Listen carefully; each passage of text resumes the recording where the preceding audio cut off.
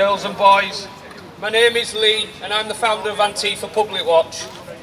And with me is co-owner Andy. I first heard about this cause when Justice for Women and Children had enemies, the far left. We at APW had seen a post on social media from Stand Up to Racism calling for all of Tyne Tees to mobilise and counter-protest against Justice for Women and Children.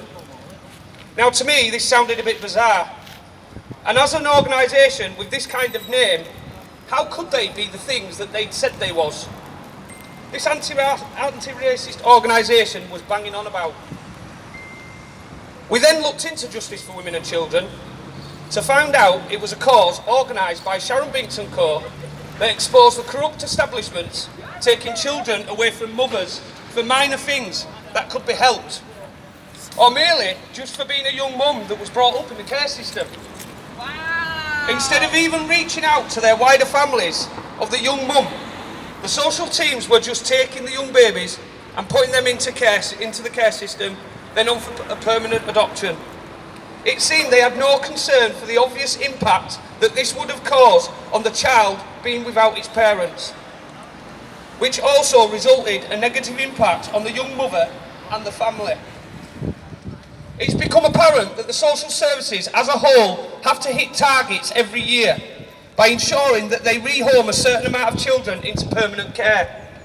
If they fail to meet these strict targets, the social care system will not be funded heavily for the following year. So you can see why it's important for the social workers to take these children. Shame on you! Shame on you! Shame on you!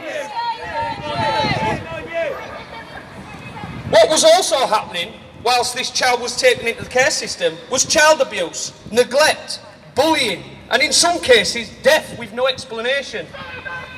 This has gone on for decades without any sort of exposure, and even when the people start to get their heads in gear and shout out about this child abuse, the government's minions like Stand Up to Racism, Unite Against Fascism, Socialist Workers, R&T Union, and in one case I witnessed, Katie Rizal from the BBC Newsnight came along to film a protest that I mentioned earlier in the hope of smearing the cause as a far-right racist organisation.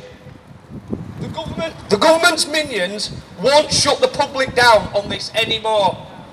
Keep fighting, keep coming forward, and keep speaking out. Thank you for listening. And here we have Andy, he's going to give a speech. Just bear with a guy.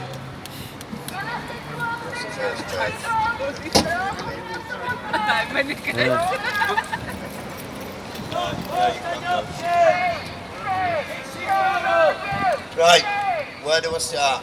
I was first introduced to the care system at the age of 4. I was put into a children's home in Scarborough called May Lodge. The reason being, my father was locked up for rape.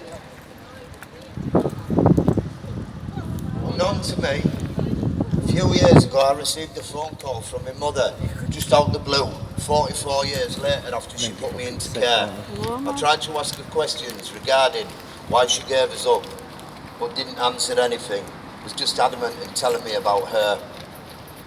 My mother was left at home with 4 young children and couldn't cope. So off she went with me and my older brother, and we were split up from the only bit of family we had. Unknown to us, she told the children's home she needed a rest and couldn't come and would come back for us. Well, this didn't happen. My abuse lasted until I was 11 years old. The reason being, I was starting a new school, 60 miles away, and had to be separated from my brother, and only bit of family I had. I remember the night as if it was yesterday. I was told I was starting a new school tomorrow and leaving at 9 o'clock the next day. I got into bed with my brother and cried all night and cuddled each other. After that night, we were 2 confused kids who had no idea of what was happening and why. So here I was. I think I missed a page on. Maybe not.